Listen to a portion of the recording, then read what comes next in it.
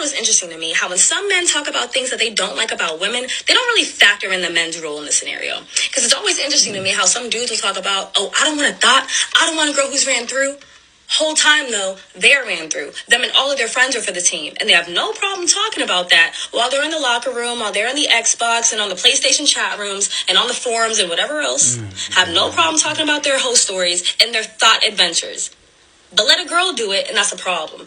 All right, so at that point, you're not condemning the promiscuity. You're condemning the gender that's being promiscuous. And at that point, just say that, because we can have a conversation about that. I don't know how many times this has to be explained, but let's do it again. First of all, you're comparing oranges and apples, right? Like, you know, there are double standards all the time, but men and women are not the same. They're not the same. How? First of all, a man can't be ran through, right? And it's different. It's different with men. Why is it different with men? Because when a man gets a lot of women, he is celebrated. He is looked as the man. He is celebrated amongst his peers, right? Amongst men.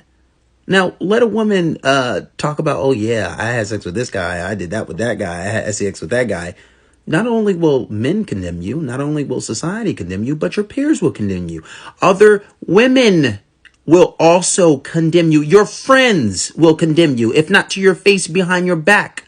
Trust me, I know how many girls I've been talking to over the years, and they talk about their friends all the time. So-and-so, oh, yeah, she be wilding. She do this all the time. And you know it's the truth. You have to understand that the whole idea of man being run through, that's not how that works. Your favorite celebrity, I'm pretty sure just almost every girl I know has a celebrity crush. How many girls you think he ran through? Celebrities, probably thousands. You'll still take the opportunity to sleep with them if you can. Or not even celebrities. See if you get a good-looking guy or a decent-looking guy. Because it's not always the great-looking guys that you think get all the girls. Maybe social media that might have changed, but that's not always the case.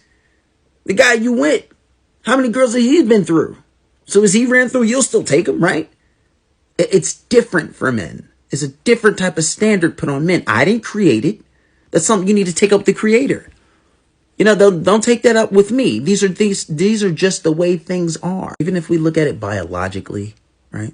The way men reproduce, but I'm not going to go into that. And I think the problem is there's this narrative in society that men and women are the same.